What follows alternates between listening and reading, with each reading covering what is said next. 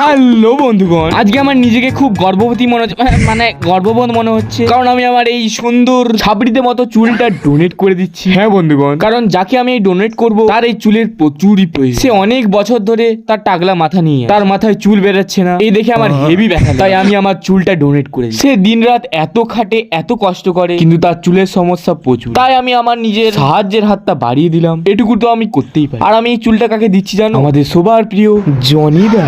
হ্যাঁ বন্ধুগণ, তোমরাই বলো এই কতদিন টাকলা থাকবে? হ্যাঁ, তাই যখন আমি নেড়া হচ্ছে আমার চুলটা তাকে দান করে দেবো। আমরা দেখতে তো মাথায় চুল অবস্থায় কেমন লাগে, তার জন্য বঠিন নিয়ে বসে পড়ি, মেশিন নিয়ে বসে পড়ি আমার এই সুন্দর সুন্দর চুল কাটার জন্য, আর জনিদাকে দান করে দেবো। আর আমার চুলটা কেটে দিচ্ছে আমার হ্যান্ডসাম দিদি। জানি আজকে আমার দিদি আমার উপরে যা রাগ ছিল সব কিছু শোধ তুলে নি। আমার যা কষ্ট লাগছে, কি সুন্দর ছাবড়িতে মতো আমার চুলটা পুরো কাইটা দিতে হচ্ছে।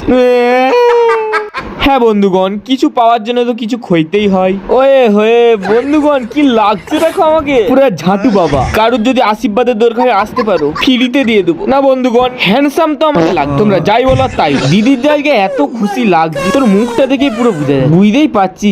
লিয়েলে শোধ লিয়েলে। ঠিক আছে বন্ধুগণ, তোমাদের একটা জিনিস দেখাবো, তোমরা চুপচাপ চোখগুলি বন্ধ করে 1 2 3 দেখো দেখি না কতটা হ্যান্ডসাম লাগছে। এটা বিফোরের ছবি আর এটা আফটার। কত সুন্দর বিউটিফুল লাগছে আমাকে, নিজেকে দেখে গেলাস খেয়ে যাচ্ছে। যাই হোক, এরপরে আমার চুলটা আমি ডোনেট করতে পারবো আমাদের সবার প্রিয় জনিদাকে। তোমরাও আমার মতন এমনি ভাবে চুল ডোনেট করো। আমি এখন ইনস্টাগ্রামে জনিদাকে মেসেজ করি যে চুল কাটার কাছে নিয়ে যাও জলদি জলদি করে।